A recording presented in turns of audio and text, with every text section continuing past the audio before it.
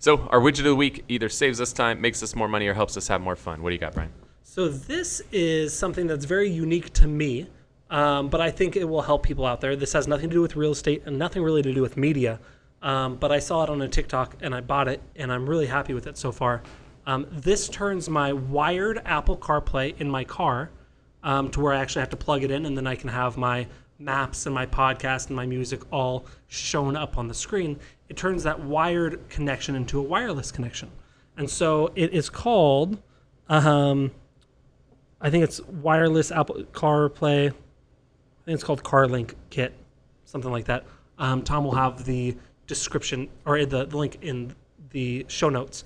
But yeah, it just turns it in. You connect to it via Bluetooth, and then it connects to the car. And now my wired Apple CarPlay is wireless. It's pretty neat. Okay. I like it. Do you have Apple CarPlay or anything in your... Does your phone connect to your car? Just regular Bluetooth. Yeah. That's it. Apple CarPlay is really cool.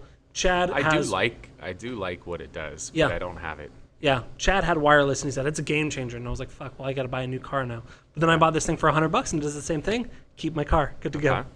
All right, cool. The one I'm going to share with you, I tried to go away from this recently, and I totally regretted it, but it's a keyboard option that you can use whether you're on Android or iPhone. And it's just a different keyboard that replaces the stock keyboard, and I like it because it is so much better at predicting the next word that we're going to use. Because I feel like the stock keyboard sucks at predicting the next word. Like, it still cannot predict that I'm going to use the word whistle after Kyle. Like, it's ridiculous. Dude, mine misspells my name.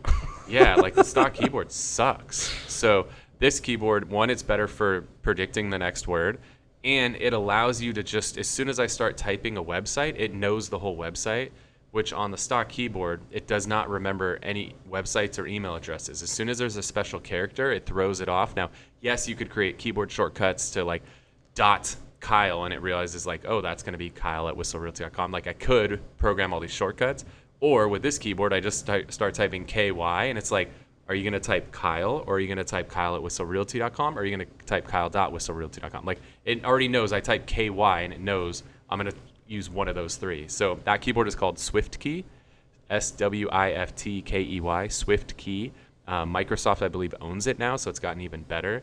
The voice recognition on it is next level too. Like, what it does for punctuation and capitalization and stuff is far better than the stock keyboard. So check out SwiftKey.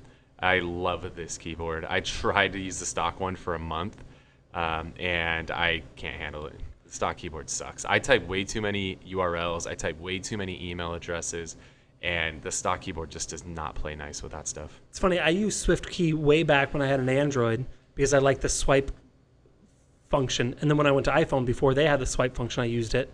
And then iPhone gave the swipe function, and I didn't use it. Swipe function's there on both, but SwiftKey is so much better at predicting, so much better at anything with punctuation in it. So cool. Jump on that.